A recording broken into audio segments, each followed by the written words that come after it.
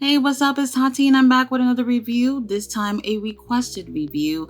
If you do pay attention to my videos, a while back I did say that if anyone would like me to review something that they've watched, whether it's a match, a pay-per-view, it could be a movie or a TV show that a wrestler is on, it has to be wrestling related, that I would take a look at it and review it. So this is my first of requests. So this is ECW November to Remember 1997. This is the 5th November to Remember pay-per-view with ECW. Also, we do have for the main event for the ECW World Heavyweight Championship, the Beast of the East, Bam Bam Bigelow versus the main event, Shane Douglas.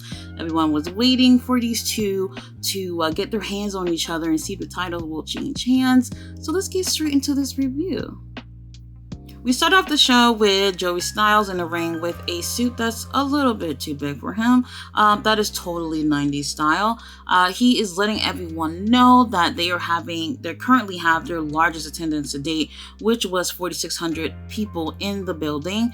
And first match of the night was singles competition with Tommy Rogers versus Chris Candido. And I have to say this now, you're going to hear me say rest in peace quite a bit with this particular pay-per-view and any other requests going forward. Unfortunately, we've lost a lot of wrestlers throughout the years. So both these guys did pass away. However, I'm still going to be honest about how I felt about these matches. So we started off with these two in the ring, and I have to be honest, it was kind of slow. So was the match bad? No, it wasn't. However, for ECW standards, it wasn't that great. You're opening a show and it just felt like two guys, like at a regular indie show and not really at an ECW pay-per-view. Now, not all of ECW matches were extreme. However, this right here was just not the way to start off the pay-per-view. The crowd didn't really start making any noise up until we do have Tommy, who gives Chris a suplex from inside the ring out to the outside of the ring onto the floor, which there were no mats, so it was all concrete with a thin ass plastic over the ground. So that's when you start hearing EC dub chants, and I was like, okay, maybe it's gonna pick up from here. But to be honest, it didn't. So somewhat amid towards the match, we do have Lance Storm, who comes out and helps Chris Candido, and once he joined in, then we have Jerry Lynn, who comes in, and he's helping Tommy, and they're going at it. The ref ain't saying nothing, he's just letting things slip by or whatnot. Then after a while, ref was like, fuck it, this is a tag team match now. And oh my god, the landscape of this match completely changed. The energy went up from a 3 to like a 8 or 9. All four of these guys really gave it their all towards the ending of this match. And to be honest, I don't know if this was planned or somebody back there said, yo, this is not working out. Y'all two get your asses out there and make something happen and get this crowd going. It was the right call, and things definitely changed as far as the energy of this match go. Nothing extreme about it, but things did pick up here. Now, we do have Chris Candido, who does take the win for his team, and he wins via Northern Light suplex to Tommy Rogers. And after that match, Chris is just making everything about himself and not really acknowledging that Lance Storm came out there and really helped him out with a match that was not so great and got the crowd pumping and make people really go behind Chris. So I felt a little selfish of him or whatnot, but I do think it was still typical of him. And yeah, Chris and Lance end up taking the win. The match got good when it became a tag team match, but it was not so bad. Up next, we had Just Incredible with Jason by his side. versus Mikey Whipwreck. Now, Mikey going into this match is an obvious baby face, and we do have Justin, who had only been in ECW for a couple of months by this time, and he had a winning streak here. So obviously the crowd is going for Mikey for the win, and they're cheering for him throughout this match. Mikey does start off strong with this match, but then we have Justin, who gets control once he delivers a beautiful swinging DDT. I think the focus of the match had definitely switched. Now, we do have Justin, who has Jason also come in and get a couple of shots for himself as well. And one thing that I don't really like with ECW is that once it comes to the referees, it kind of seemed like they had their own fucking rule book. Like every single one of them had their own rule book. So sometimes things are not clear what would be considered a DQ and what would not be. And it's confusing at times, and sometimes I feel like it didn't make sense throughout this pay-per-view and other shows as well. So yeah, that part right there kind of, was like, okay, ref, you see all this and you just gonna let it sling by? All right, fine. I do think that they had a great match here. Wasn't too extreme, but I did enjoy that energy that they had, and I would have probably opened the show with this. Even though we had Justin and Jason teaming up and helping each other in the ring so that Justin can continue his winning streak, Mikey still does end up winning this match via a whippersnapper. And a whippersnapper is basically a stunner from the top rope, and he goes for the pin. 1, 2, 3, he wins, and Justin's undefeated streak is over. So now I do enjoy this, but we needed something to really pick up the show. So now we're in between matches, and Joey Styles has just got word that Al Snow is getting head backstage. Then we cut to Al Snow and the Blue World Order in the back getting dressed, and Al Snow is arguing with Head about how Ed has been betraying him and how she calls Eric Bischoff behind his back looking for work. And you literally had all the guys backstage looking at him like, what the fuck is Al Snow on? He is absolutely insane. This was nothing to take seriously. Them having fun or whatnot. Had a really good laugh with this. I really enjoyed this moment. Next, we had Joey Styles announcing that there was a video package for Sabu versus Sandman. And unfortunately, there was no video package. So we moved along to the ECW World TV title. Taz was champ during the time, and prior to the pay-per-view, the Pitbulls had announced that they wanted to challenge Taz. Taz is like, hey, I don't give a fuck which one of y'all want to come over here and challenge me. So for this match, we do have Taz versus Pitbull number 2, and this match was like less than 2 minutes. Definitely a squash match. Now, as big as Pitbull number 2 was, I kind of thought that, it would have been best for them to at least have him go 5 to 10 minutes, but that was not the case. Oh, and also, Paul Heyman decides to take time out of his busy schedule to make sure that he's on commentary for Taz's match, and only Taz's match. So we did get to hear him on commentary for a few minutes. So it was just a couple of suplexes and then a Taz mission for a win. Kind of disappointing, but at the same time, I kind of understand where they were building Taz to be during this time. He did win the TV title at the ECW Invasion on Monday Night Raw earlier that year, so I kind of get where they were going with it, but you know what? They could have given a little bit more time with this match. Now, after this match, we do have Pitbull number 1 come out. Also, Brackets come out, and I forgot who else came out as well. And they're all standing there, and Brackets look like Vince McMahon, like in his late 20s. Like, he's jacked the fuck up, so much muscles and everything, and it's just like, whoa, he looks so intimidating. And Taz is like, I want any of y'all to come run up into this ring and fight me. And the security guards are blocking them from getting into the ring, and Now, Taz is upset that security are doing their job by keeping them away from Taz. So Taz decides to attack the security guard, and we hear Paul Heyman on commentary talking about the security guards better not sue him for getting attacked by Taz. It was an interesting moment. However, I would have liked to see more for this match. So next we have a video clip of Bam Bam Bigelow throwing Spike Dudley into the crowd like he's like a paper airplane, just swooshing him out into the crowd. It looks absolutely insane. However, we do have the ECW tag titles on the line in a 4-way elimination match. We do have FBI versus the Dudleys versus the Gangstanators versus Axel Rotten and Balls Mahoney.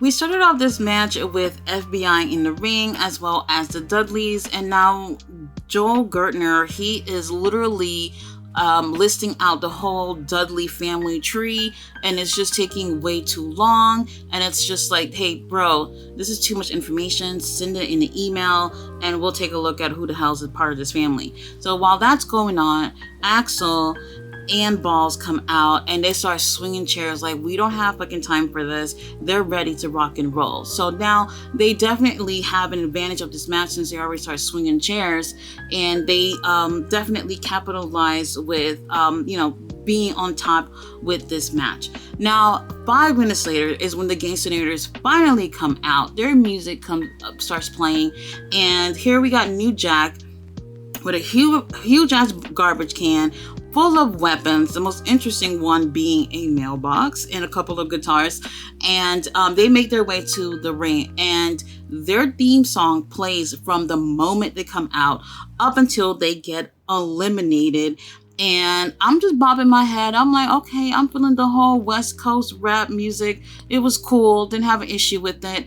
However, my complaint in this match is, guess what, guys? Interference. So interference is definitely not a 2023 problem. This has been a problem throughout pro wrestling. Now we do have Big Dick Dudley and Tommy Rich with FBI getting involved in this match, and for about 2-3 minutes or so there was a huge focus in this match, and I was just like, okay, this is taking a lot from the match, because you already have 8 guys in the ring competing. Well, 8 guys in and out of the ring competing, and they're, going with hardcore rules. So it was a lot to pay attention to. And I felt like with these guys getting into the match was a little bit too much, because there was just too much teams out already. Maybe if there was like 2 teams left, it wouldn't have been too much so heavy on the eyes.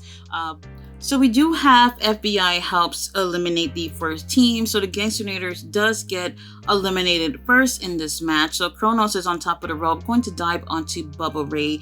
And right before he can do that, Little Guido has the Italian flag on a pole, and he whacks Kronos with it, and Bubba Ray takes advantage of that, and now the Gangstanators are out and the music stops. And to be honest, I didn't mind if the music would have still kept playing, but if they're out, you gotta stop. So now we have the Dudleys in a bit of control.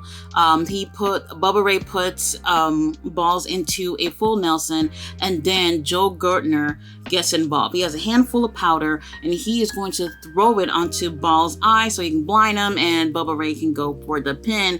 But guess what? Balls moves out the way, Bubba get the powder to his face, and for whatever reason, Devon doesn't see this, and he's like, you know what? We're going for the 3D. So now he gets Balls into place for the 3D. However, Balls counters that, and now Bubba and Balls are putting Devon into a 3D, and Bubba, not being able to see, has no clue that he does a 3D onto his partner, and then from there the Dudleys are eliminated.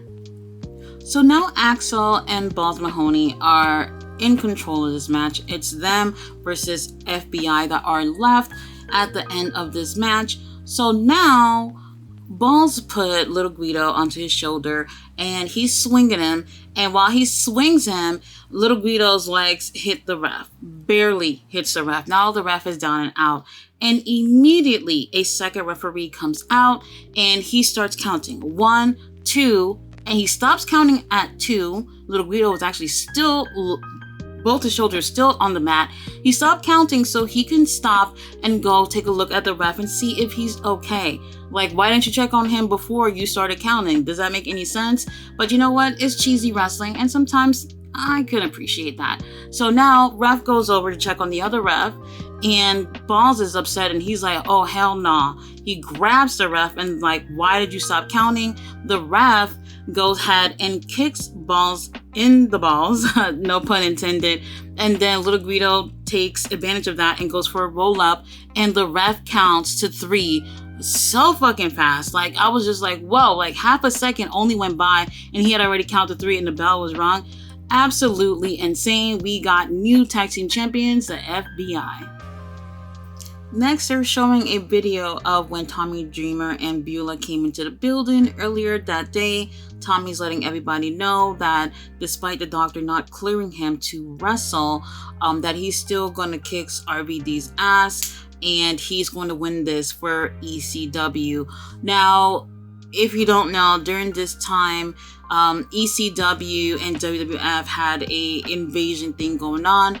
Really, they did partner up for a cross promotion thing that started in late 1996. So we still were seeing some things from that even late into 1997, which is why they end up having a ECW versus WWF flag match. I know it sounds like what the fuck, but there was a whole storyline behind it. So now let's get into this match, Tommy Dreamer versus RVD. So we have RVD with Bill Alfonso on his side, and then we have Tommy Dreamer with Beulah on his side, and she's so beautiful. Oh my gosh, so beautiful. Anyway, he has a separated shoulder, and throughout this match, really you can't tell which shoulder it is. And also he had a broken heel, but that was easy to spot since he did have a cast on one foot with a boot. So that was a huge advantage for RVD to work on that leg and have control in this match almost immediately. And now, when Tommy Dreamer finally got to a point where he hits a DDT onto RVD and goes for the pin, the ref is counting 1, 2, and once he gets to 3, Bill Alfonso pulls the ref out the ring and then hits him with a road sign, and that's where the drama begins. Now we got 2 new referees into this match. We do have Tommy Dreamer, who hits RVD with a chair, goes for a pin, and the third referee stops that pin, and that is Jeff Jones. Now every time Tommy Dreamer goes for a pin, he's the one who's going to stop the other referee from Dreamer winning the match. So now we have 3 referees in the ring after the very first referee decides to come back to life and gets involved into the ring, and that makes things pretty messy in the ring with too many referees, and definitely with Jeff having an agenda to making sure RVD wins this match. Now, Jeff Jones, he is irate and getting annoyed with the other 2 referees that are in the ring. So now he's challenging those 2 referees to fight him in the ring. And at that point, Beulah is so over it, and she goes and gives him a low blow. And after giving him a low blow, the other 2 referees put Jeff into a double DDT, which was cool to see. And then out of the blue, Bill Alfonso comes and gives the other 2 referees a low blow. And now there is no refs in the ring. And now we have Beulah, who's acting as an official for the rest of the match. But guess what? There's more interference. Now, because there are no referees left in this match, and also with all this interference, the match does end in no contest. We do have Stevie Richards, Phil LaFon, and Doug Furness that come out, and now they want to, end things off with Tommy Dreamer. They end up attacking him, and then Sabu comes out. His match is actually next. He comes out. They put Tommy Dreamer on a table, and they put the WWF flag over his body on the table, and obviously it's WWF, so they have to blur out the logo, so just a big blur on the table so that they don't show the logo. So now Sabu gets onto the top rope and he's going to dive onto Tommy Dreamer on that table, but then Beulah steps in between and she's like basically acting like she's saving Tommy Dreamer and just thinking that Sabu is not going to hurt me. He is just going to leave him alone if I stand here. Wrong. We have Sabu that delivers a crossbody from the top rope onto Beulah, and then from there Tommy Dreamer does get off the table and he lays on top of Beulah, and they're stomping him the fuck out up until Sabu's match with Sandman comes on next. To be honest, I thought this was a great match without all the drama. Actually, I would take the interference with the referees for a bit, but I really felt like it should have ended with a clear winner. But it was fun at times. Next, we had Sandman versus Sabu, and this was probably one of the worst matches I've ever seen in my life. And trust me, I have seen a lot of matches. They just was not in. There was no chemistry at all because, honestly, if both of them was high out of their mind, I would totally believe that. If Sandman was wasted out of his mind, I would totally believe that. Or else he's a really good actor. I don't think anything that they did in this match was of any significance. Everything was pretty much a botch fest. I hate really using the word botch, but it was like, you're purposely messing this shit up. Like, everything about it was just an absolute mess. I really did not enjoy this. I felt bad for anybody who had to sit through that, including me. It was really difficult to try to find anything to enjoy. They were putting themselves into into pain just to deliver a really good match, and they were not able to deliver anything. If you ask me, I really did not like this. There's not really much to say because it was so horrible. However, Sabu takes the win, yet the crowd is just giving a standing ovation to Sandman, which just felt so weird. Like, I know you guys like him, but damn, were y'all watching the same matches that I was watching? It was absolutely horrible. One of the worst matches I've ever seen. I don't recommend watching that match. The rest of the pay-per-view, not much to complain about, but this match right here, skip it at all costs. It's main event time. We have Bam Bam Bigelow as the ECW World Heavyweight Champion versus Shane Douglas. Now, they let you know right from the bat that Lance Storm, Chris Candido are barred from ringside. These motherfuckers gotta stay in the back and not interfere. However, we do have Francine, who is with Shane, and she's on crutches and she can barely move, but she is determined to make sure that Shane wins and become champion. Now, starting off this match, Bam Bam is in control for the most part, and then things change. So now Bam Bam has Shane on the table and he's going to deliver a moonsault from the top rope. I'm telling you, a big dude doing a move like this is absolutely insane. However, Shane quickly gets up and turns that into a power bomb and power bombs Bam Bam into the table, and I think that was one of the best spots in this match. I really did enjoy that. But from there, that's where the whole mood of the match changed. We do see a lot of vulnerability from Bam Bam, who is holding onto his I want to say his left side of the ribs pretty much for the majority of the match. So now you would think, now Bam Bam is hurt, so this right here plays a huge role into the psychology of the match, because now Shane thinks he has an advantage to win, but no matter what he does, Bam Bam perseveres through everything, and he is trying his best to keep that title on him. However, Francine is annoyed as hell, so she calls out for Lance and Chris to come out and to help Shane wins this match, even though they were barred. So now the security guards are trying to keep Lance and Chris from coming out to the ring. They're blocking them. Bam Bam picks up Shane and throws him onto the security guards and Chris and Lance.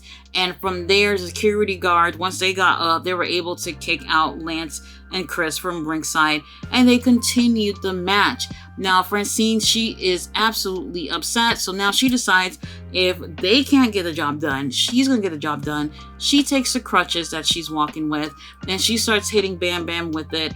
And guess what? It doesn't faze him at all. He grabs his crutches and he swings it at her, but she ducks and he misses. And Francine is so upset because it's like she just don't know what to do. She wants him to win. So now we have, with that bit of distraction, Shane ends up hitting a belly-to-belly suplex onto Shane and onto Bam Bam, and unfortunately that's not enough to put him away. So now Bam Bam gets out the ring. He brings in this table that only has one leg. So now he brings in a chair to use as a prop to prop up the table since it's missing a leg.